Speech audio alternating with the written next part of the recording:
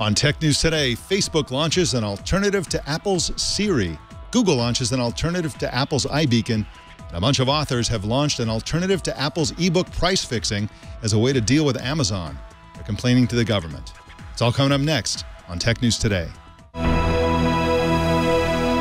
This is Twit. Bandwidth for Tech News Today is provided by Cachefly at CACHEFLY.com.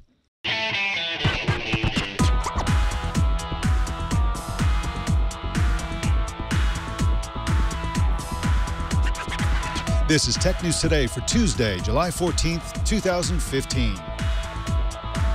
This episode is brought to you by Braintree. If you're working on a mobile app and searching for a simple payment solution, check out Braintree. With one simple integration, you can offer your customers every way to pay. To learn more and for your first $50,000 in transactions fee-free, go to BraintreePayments.com/TNT. And by Prosper. Prosper is a peer-to-peer lending marketplace that connects people who are looking to borrow money with those who have money to lend. Visit prosper.com/twit and receive a $50 Visa gift card when you get a loan. Tech News Today is the show where we talk about the tech news with the journalists who report it. My name is Mike Elgan. Welcome to the show. And our co-anchor today is After Nine's content czar, Joe Panettieri. Hey, Joe, how you doing? I'm doing fantastic, actually. The week is off to a really great start over here. How are things by you? Things are great here, and of course, you're on one side of the country, I'm on the other, but on the other side of the solar system, I think something really amazing is happening. Of course, the New Horizons probe, a few hours ago, I guess, made its pass by the non-planet Pluto. It got within 7,750 miles of that gigantic space rock. And this is so exciting, Joe Panettieri. This thing is so far away that the data and the pictures that it took while it was doing its flyby, traveling at the speed of light, has taken 4.5 hours to reach the Earth. This is a really cool development. Was any throttling involved in that or something? What's going on there? Well, they're using Comcast. So it takes a while. Otherwise, it'd be a couple hours. No, but this is really exciting because this is the last body in the solar system. Of course, when you and I were kids, it was a planet. It was a planet, yes. It was deplanetized in 2006, much to the chagrin of Pluto fans. But in any event, this trip was quite an impressive feat. It was a 9-year mission. That's 5 years longer than the USS Enterprise. It traveled 3 billion miles, and it basically arrived within 1 minute of when they planned it to arrive 9 years ago. They say that that's like having a 747 on autopilot and landing on a tennis ball. So quite a feat. Well, I live in New York, and the latest stats on-time arrivals just came out. JFK and LaGuardia are the two worst. So I'm very jealous of this satellite arriving at Pluto within a minute of anticipation. Around JFK, you're happy if the airplanes don't land on a tennis court. So that's another thing. But anyway, this probe is about the size of a grand piano, and we've already seen. We've never gotten a good look at Pluto until this week when we started getting more high-resolution pictures. Now we're getting some high-resolution pictures, and sometime within the next who knows how much time, we're going to get some ultra-high-resolution pictures of a planetary body that has always been super fuzzy and blurry to us. So I think this is really exciting. Unfortunately, it's a space story and not a tech story, so why don't we get into the tech news, an exclusive on The Information. It says Facebook is testing an assistant feature that could be built into the Facebook Messenger app. The code name for the project is Moneypenny, as in James Bond's assistant, or whatever. It's not his assistant. It's, what is it, M's or Q's or one of the assistants.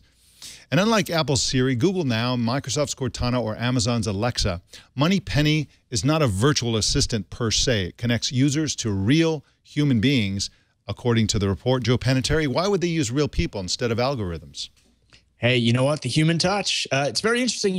If you remember about a year ago when Amazon was making its tablet push, maybe it was more than a year at this point, they had that great help feature button where you can get to a real person. And people were really, really, really jazzed by that ad campaign. So I think Facebook's onto something here, but it's going to get challenging. And the way it gets challenging is how do you scale that? If you think about the cloud companies out there, the #1 cloud company for quote unquote fanatical support owns the term, and that's Rackspace.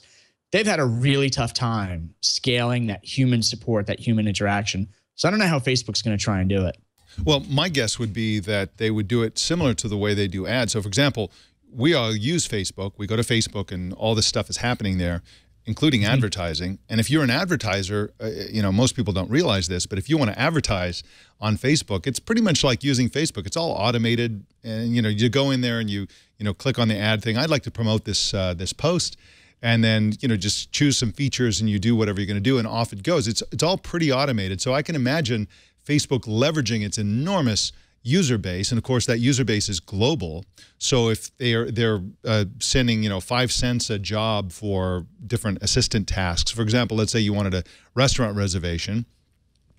You could throw that into the system. That could essentially be put up for bid. Somebody could grab it. They could make that reservation and be paid 5 cents. Now, you living on Long Island and me living in Sonoma County, probably that 5 cents wouldn't be worth the time. But somebody living in another part of the world where that could be real money, and if they did a lot of these, they could actually make a living. You could imagine that. I mean, something like, some huge number of the people who are involved and who provide the services for Amazon's Amazon Turk or a Mechanical Turk feature, they're making their living on this. So I think it could be done. And of course, Facebook, if Facebook has anything, it has users and lots and lots of them. So we'll see. But this is a really interesting thing. And of course, this is a scoop by Amir Afradi. Unfortunately, he couldn't join us today, but he sends his regards. We've got some more news for you in just a second. But first, let's talk about Braintree. Braintree is the best way to add online payments to your mobile app or your website, simply because, #1, it's super easy for you to implement. #2, it's super easy for your customers to use. And #3, it supports all platforms, all types of currencies, and it's been used to great effect by some of the biggest unicorns in the business, including Uber, Airbnb, Munchery, Living Social, Hotel Tonight, and many others. If you've used any of these services, you have benefited from using Braintree. Braintree has made the payment experience in these apps seamless and even magical, and that's how they cut down on mobile cart abandonment. What happens is typically somebody will go in to buy something, they want the product or they want the service, they want to pay for it, they've decided to pay for it, and then they start the arduous and tedious task of entering in their credit card number and doing all that kind of stuff, and it's just so hard they leave without actually executing it. It's a huge problem. Huge percentage of people never get to the finish line in terms of their purchase. But with Braintree, they make it so simple and so fast and so easy that they solve the problem of mobile cart abandonment. Those carts will not be abandoned because people are having an easy time of it, paying for your product or service. Braintree gives you a full stack payment solution, support for all payment types for your customers, and you can start accepting PayPal, Apple Pay, Venmo, credit cards, even Bitcoin, all with a single integration across all platforms. Great customer service, fast payouts, and superior fraud protection. Very, very important. To learn more and for your first $50,000 in transactions fee-free, go to BraintreePayments.com/TNT. All right, well, 2 hours ago, Google launched an iBeacon killer platform called Eddystone. But unlike Apple's iBeacon, Eddystone is open source, or at least most of it is. Ron Amadeo is reviews editor for Ars Technica and joins us now to talk about Eddystone. Welcome to you, Ron. Hey, Mike. Great to be here. I'm so glad you're here to talk about this. Now, before we talk about Eddystone, can you first talk briefly about what beacons are generally and what they're for? Yeah, Bluetooth beacons are little, usually battery-powered boxes that you could stick in a store or at a bus stop or something, and they send out information to smartphones usually, and smartphones will then do something with this information. So at a bus stop, you might get like bus times, or at a store, you might get, coupons or promotions or something like that. And they're low power, and the idea is that they kind of quietly show up on your phone and it's a way to send a user location-specific information when they need it. So building on that, is Google trying to go into stores with this technology, or is it for some other mobile strategy? Sure. Stores, they have Google offers where some of the people that worked on this were from that. And they, have Google Maps. So they would love to be able to pull in all of this transit stuff, exact real-time subway information when you're at a subway or bus stop or anything else. They just kind of want to put this standard out there and kind of let everybody build on it, and they can build it into Android and have iOS libraries for it and stuff like that. Now, our understanding of beacons has been heavily informed by what Apple has done. And the way iBeacons work, the iBeacon platform works, is that it's a cheap thing. As you said, it runs on a battery. It can be like a watch battery. And it simply broadcasts, in the case of iBeacon, a unique identifier. So that if you've got an app that's designed to work with iBeacon, it basically says, okay, if I'm getting a ping from this identifier, it must mean that I'm in the shoe department of Macy's at so-and-so, and here's some information about shoes. In the case of Google's project here, they're doing much more than identifiers. You mentioned that Eddystone supports multiple frame types. What's a frame type, and what types of frame types does Eddystone support? A frame type is kind of the data payload that the beacon will send out. So iBeacon and Eddystone will send out the universally unique identifiers, which require an app to open. So Apple made iBeacon in like 2013, and the motto back then was, there's an app for that. And if you're in Starbucks and you're a super loyal customer, you might want to have the Starbucks app. But for other interactions, like say you're in front of a soda machine and just want to buy a soda, you don't really want to download the soda machine app. So besides the IDs, it can send URLs, which will just pop right open in a web browser, and you can use it and interact with the device without needing any kind of an app. The other frame type in there is an ephemeral identifier, which sounds really interesting. So this is a secure beacon that can only be read by authorized users. So if you've ever played with like a Motorola Keylink, which is a little thing you attach to your keys that will ping your cell phone when you lose your keys and you can kind of find it. This is like a standardization of that, where you could use it to find your keys or your luggage specifically, and only you would be able to read that data payload. And the other one is telemetry information. So if you're a big company and you have to manage 1 million of these things, this frame type will send you battery information and where the beacon is exactly, and stuff like that lets you manage a huge room or warehouse or whatever full of these things, so that you don't have to go from one to the other and individually check battery levels and stuff like that. Hey, Ron, a three-part question for you.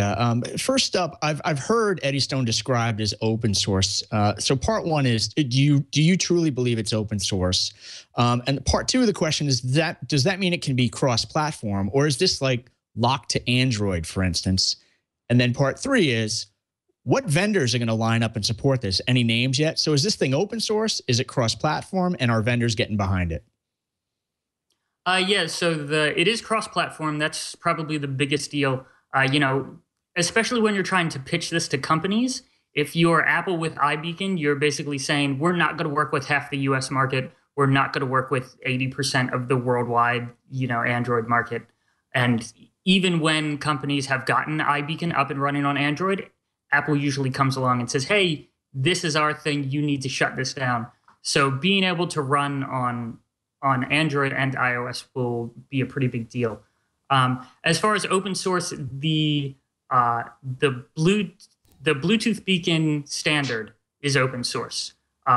So the kind of the code that goes on the beacon software and sends out the data, all of that you can see the code for. If you want to use this information, Google has proprietary ways to do so that kind of increase the user experience a bit. this is the nearby API. So they've standardized the beacon side of things, and they want to standardize the client side of things with the proprietary nearby API, which takes care of reading the frame packet data and listening for these Bluetooth beacons and all this other stuff. So developers can just say, when I'm next to this beacon, do this thing, rather than try to figure out all this weird back-end stuff. So it's a lot like the Android and Google Play services model, where the kind of platform is open source, but if you want to make the best use of that platform with the best user experience, you also need these little proprietary bits from Google. But if you want to roll your own solution and kind of remake the nearby API, if you're like Amazon or somebody, you can do that. It would just be a little bit harder. And what was the other one? The vendors. Any vendors are lining up to support it? Yeah. So I actually talked to a hardware vendor from Radius Networks. There's like 4 or 5 different beacon companies that are signing up with this. Yeah, there's the list. So the hardware is nice because you can have a single piece of hardware that supports iBeacon and Eddystone and another open source protocol called AltBeacon. The only downside really is that you can't transmit both at once. So you could either flip it to iBeacon mode or flip it to Eddystone mode. But other than that, you can get a single box and play around with this stuff, and they're as cheap as $10 and go up to however waterproof, bomb-proof you want to make these things. But yeah, they seem to have everything. They've got the platform and APIs and hardware partners happening. So it seems like they're actually going to turn this into something. Well, so far this sounds like something for developers and big companies and retailers and so on. But let's talk about the computer or mobile enthusiast angle to all of this. You mentioned that this would be supportable by Google Now. How might that work? Google Now is kind of going to use it as like a super accurate form of location. You can use GPS for a lot of this stuff, but it doesn't work indoors. It doesn't really work if you're in a crowded area. So like if you're in a city on the street, it doesn't know if you're in front of the bus stop or at the bus stop on the other side of the street or in the business that's, right behind the bus stop. But the beacons are precise enough where they'll give you this exact information. And Google Now will use this to surface to the most relevant card. So, you'll get the bus stop card when you're at the bus stop, not within, 1,000 feet of the bus stop. And you'll get the restaurant menu when you're actually in the menu. And yeah, they want to use it to not just pull up cards, but also get real-time information about, the exact area that you're in. So, bus stop transit times and subway train times and stuff like that. It's a quick question I have for you, which is that when iBeacon came out initially, there were a lot of reports that it was not cross-platform, but that you could use an Android phone to, with the appropriate app, to use an iBeacon provided by Apple, even if that was being sort of pinged. One of the benefits of iBeacon is that iPhones and tablets and other Apple hardware can actually serve as beacons. But nowadays, it seems like they're not cross-platform, and this would be a huge advantage for this for Eddystone because it is cross-platform. What do you know about how usable iBeacon is for somebody with an Android phone? It's Bluetooth. So, I mean, all of these are Bluetooth. So really anybody can listen to them. But the company that had made the cross-platform, it was like the iBeacon on Android library. They were an iBeacon partner, and Apple came to them and kind of said, hey, if you want to continue being an iBeacon partner, you're going to stop making this library. So they just kind of shut things down, and we're like, okay, fine. So technically, it's totally doable. It's not supported by Apple out of the box. You're kind of going on your own. The big advantage to this is going to be that it's Google's going to build it into Google Play services, so it's going to work on every Android phone out there that runs like Gingerbread or higher, which is Android 2.3. So like really, really old versions, and it's going to be, and Google's going to have a library that works with iOS apps that you can include in your app.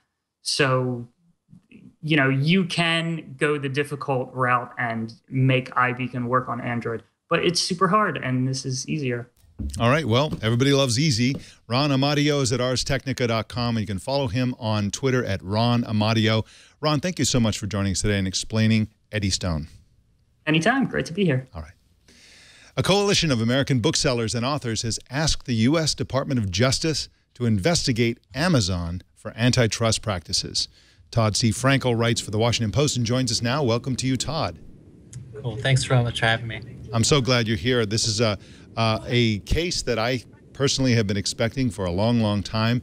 And you showcase an example, which is Helen McDonald's H is for Hawk. That's the name of the book, which has the price, $26, printed right on the jacket. And this is a book that Amazon sells for $15.60. Now, that's a huge markdown. That's a huge discount. But in order for something to be considered an antitrust violation in the United States, consumers have to be harmed. In other words, those claiming antitrust violation have to demonstrate harm to consumers.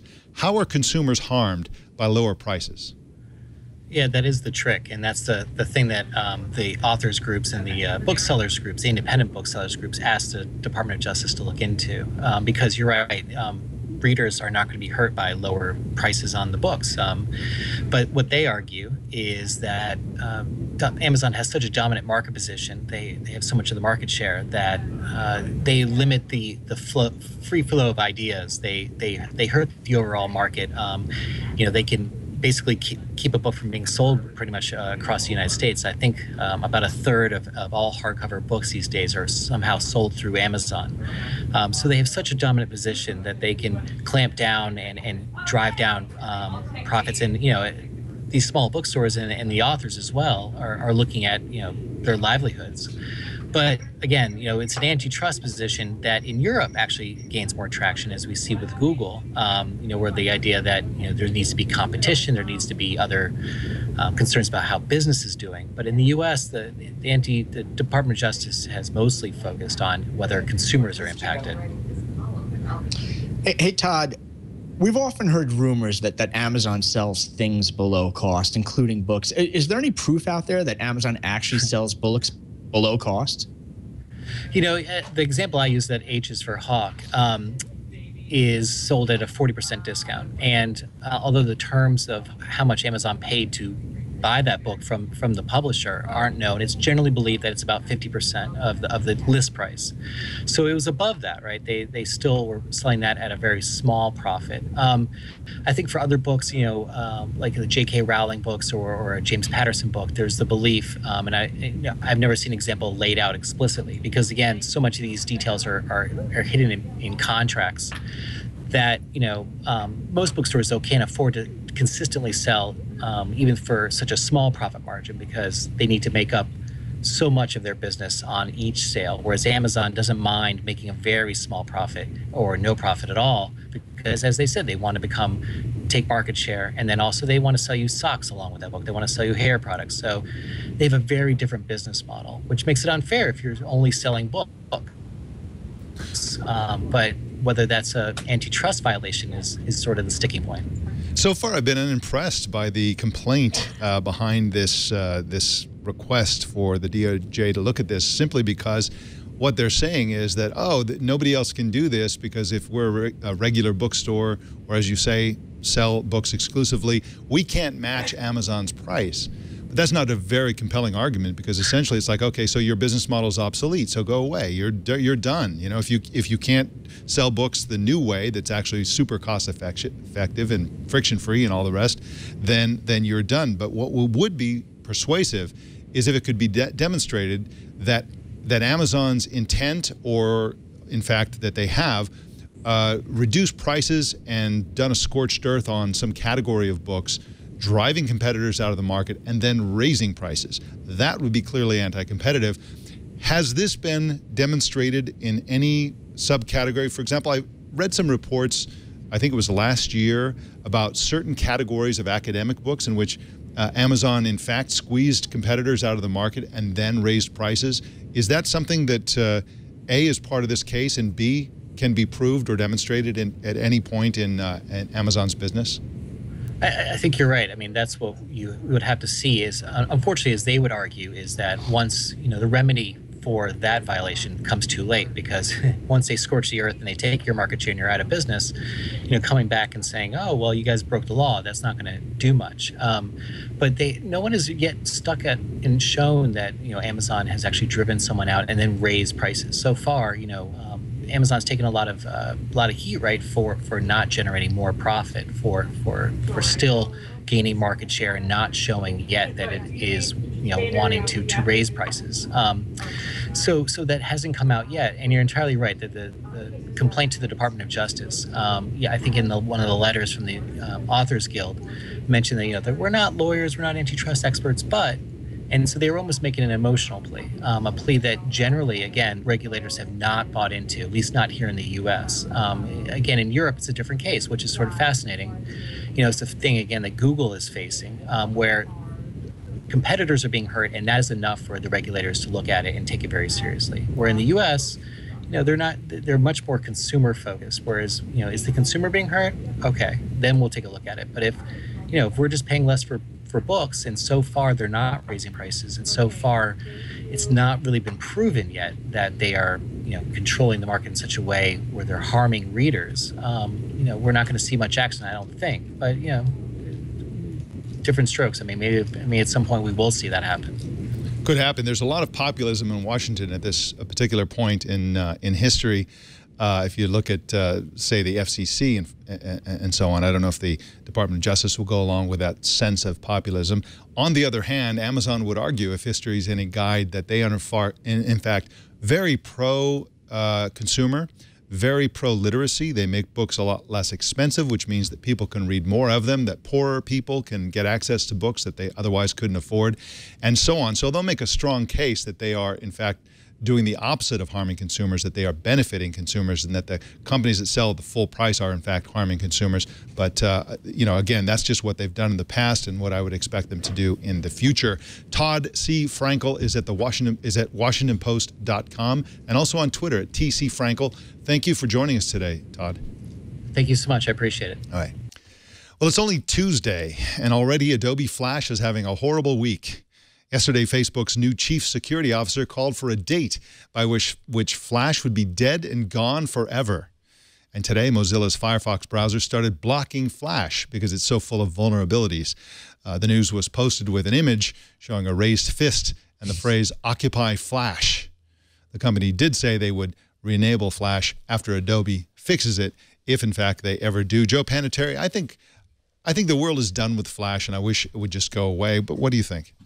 It's interesting because Steve Jobs started this debate, or at least poured fire on this debate years ago. And at the time, some people just thought Jobs was anti-Adobe. And now the world has come around to this line of thinking. I totally agree. It's time to turn the page on Flash. Yeah, and Steve Jobs' point was, which he articulated in a letter and also on stage at All Things D, was that Apple likes to focus on technologies that have a bright future, not ones that are kind of dead ends. And he said, Flash is not a technology that has a bright future. HTML5 does, but Flash doesn't. And so we're putting all our eggs in the HTML5 basket, and we're taking them out of the Flash basket, and that's the end of it. And yeah, like you said, it was super controversial at the time, but it sounds like Apple's on the right track. And with all these companies getting on board with this, it's really bad for Adobe and for Flash, and they really need to do something because there are going to be more companies doing this kind of thing. So. Speaking of abandonment.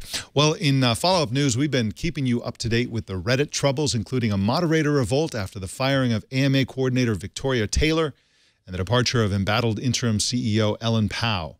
Now Recode is reporting that Reddit's VP of Engineering, Bethany Blount, has quit after just 2 months on the job. She told Recode that she doesn't believe in Reddit's direction anymore, and that she also said Pao had been set up to fail, to fall, as she put it, over a glass cliff.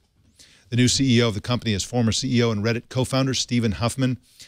Joe Panettieri, this is another big, publicity problem for Reddit, although I'm not sure it really matters that much. The Reddit community is, they're a bunch of diehards. They love Reddit. And I doubt that this will affect the usage of Reddit, but it sure doesn't make the company look good. Yeah, no, and don't forget, someone's paying the bills right now, and those bills are probably paid and funded by the venture capitalists. Last I heard, correct me if I'm wrong, Mike, I think Reddit had raised like $50 million. And if you take that example of raising so much money over the years and either being break even or losing money in terms of your net profit, you take that example, you combine the example with GigaOM, which wasn't a moderated system, but it was more of an exclusive content. Great content, in fact, for the site visitor. Both of these models have essentially been under fire. On the Reddit side, everyone's questioning whether this is a sustainable business long term. And then on the GigaOM side, they ran out of money, and they're supposed to be back soon with new ownership, et cetera. But if you're a venture capitalist or an angel investor right now, or if you're a media startup, you've got to be worried about this bad publicity about your sector. Yeah, it's really interesting that Reddit has a gender, obviously a gender problem. They're sort of well, bad the internet reputations. has a gender problem, doesn't it? Yes. Yeah. But it doesn't help at all that such a prominent female engineer has left and said the things she said. So we'll see what happens over at Reddit. It's the hits keep on coming. Well, in product update news, a new feature of Wi-Fi called Wi-Fi Aware will enable apps to make their presence known to nearby Wi-Fi devices automatically. Devices are now being Wi-Fi Aware certified by the Wi-Fi Alliance. Unlike the usual spoken hub system of Wi-Fi communication we're all familiar with, Wi-Fi Aware is peer-to-peer. For example, it enables phone-to-phone connections over Wi-Fi without the presence of a Wi-Fi router. Joe Panettieri, that means people can play games directly over a much higher bandwidth data connection than Bluetooth. And this essentially enables the use of Wi-Fi instead of Bluetooth, which is really kind of cool. And also it has implications for the Internet of Things. Internet of Things implications. And also, Mike, we covered beacons earlier in the show. I'm wondering what type of overlap we'll see there in terms of, you use the example of roaming around a Macy's superstore and the beacons following you and sending out ads. Well, what if the staff is armed with smartphones, and now there's this peer-to-peer service where you're able to call for that help much more easily, et cetera. So I've always been a big fan of the Wi-Fi standards group and the work they've done. It's been rather amazing. We're a decade into this, and they keep on doing new innovations. So this is one I'll be watching closely. Yeah, and of course, high school kids love this kind of thing because the school can shut down Wi-Fi and they can still communicate with each other, set up ad hoc networks and so on. So they're already doing it with the mesh networking apps and so on. But this will just make it faster. We got some more news for you in just a second. But first, let's talk about Prosper. Prosper is the Silicon Valley, the modern way to borrow money because you can borrow up to $35,000 in as few as 5 days, and you can use the money for just about anything. You can fix up your house, pay off your high-rate credit cards, start a business. You can add solar panels to your house. You can do all kinds of things with that money. And the way it works is essentially you put a call for investors. You say, this is what I want to borrow the money for. And investors come along and say, yeah, I want to invest in that. And they get a great return. You get a great loan. And it's just the best way to borrow money. It basically is a marketplace that connects people who need money with those who want to invest in it. And, you don't want to rack up more debt on your credit cards. Instead, you can pay them off, and you'll save a lot of money. It's good financial planning. Right now, and for a limited time, Prosper is offering TNT viewers and listeners a $50 Visa gift card with your new low-interest loan. You can get up to $35,000 in your account in as few as 5 days and a $50 Visa gift card. So go to prosper.com/twit for this special offer just for Twit fans. Well, in courtroom drama news, Apple is getting sued over iWatch, even though it never referred to its watches with that branding, according to an exclusive on Bloomberg. Still, some people think Apple's wearable is called the iWatch, so Apple bought up all the iWatch keywords in Google search, so searching for iWatch brings up ads for the Apple Watch. Trouble is, the iWatch trademark in Europe is owned by an Irish software development studio called Probendi. And that's the company suing Apple for using their trademark on Google searches. And oh, by the way, Probendi is working on an Android Wear smartwatch, which will be called the iWatch. Joe Panettieri, this is a kind of a fascinating turn of events. Apple does not own iWatch, and so they can't use it in ads. I guess we'll see how they rule on this, but what do you think? Yeah, you know, I think there was a line in Airplane or Airplane 2 where someone said, oh, you know what it was? It was The Naked Gun. And the line was, sometimes irony is pretty ironic. And what I mean by that is, you know, Apple, I think, purposely stopped using the I brand to get away from lawsuits like this because people were buying up every brand possible and putting an I in front of it and trademarking it. So Apple very wisely comes out with a watch without that trademark. But I think this company's got a case here because it's well established that on Google AdWords, you can't use trademark phrases. And Apple is now using the very trademark term that they chose not to pursue. Apple, I think you got caught here. I think iJustine should sue them, or maybe iZombie, which is a TV show. Probably not. Well, in news you can use, a company called Turing Robotics Industries has just announced a pre-order date for its nearly unhackable phone called the Turing phone. The date is July 31st for customers in the U.S. and China. But anyone can sign up to be notified on the company's website, which is turingri.com. The phone is housed in a case made of liquid morphium, which is kind of a liquid metal. It runs Android 5.0 Lollipop, and it will communicate over a secure encrypted network in which nothing is stored in the cloud, and everything will have to be fingerprint authenticated. Joe Panettieri, I so want this phone. I can't wait till this comes out. Is their tagline actually nearly unhackable phone? It's a great, I mean, it tells you everything, but it protects you from nothing. I love it. I'd buy one. They actually said, I don't think that that's the actual phrase, but they actually said that the only way this can be hacked is if people with machine guns break into our secure server facility and hijack the whole place. So I wish they wouldn't drop ideas into the market like that, but okay. Right. Let's start a Kickstarter and buy some machine guns. This will be great. All right. Well, in news you can lose, Samsung has been awarded a patent for a way to use smartphones to measure body fat. The fat-measuring smartphones, or special smartphone cases, would need 4 sensors, which, when they make contact with the user's skin, would measure impedance levels, and from that, calculate body fat. Joe Panettieri, I don't need this kind of aggravation. I don't need it either. I mean, all you have to do is measure sort of the McDonald's French fry grease on your fingertips when you're doing some sort of touch display, and I think that'll give you the body fat measurement as well. Yeah, I mean, you know, it's I just, you know, I don't want my phone either. It's already harassing me about standing up, you know, every hour or whatever. I don't need this. I just don't need it. Well, our TNT fan of the day is skateboarder PTC8. I don't think that was the name he was born with, who's in the UK and posted this picture on Twitter. He says he listens to Tech News Today while shaving his head. All right, well, it's a free country.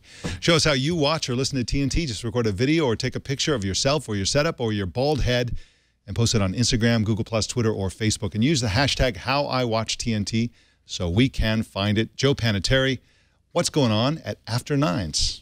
Well, we've got something new for the listeners and viewers out there, Mike. So if you're a listener or you're a viewer who's really interested in Docker and/or container software, which is all the craze right now, especially out, you know, when it comes to software development or moving applications around, you've got to visit us tonight at afternines.com/CEO.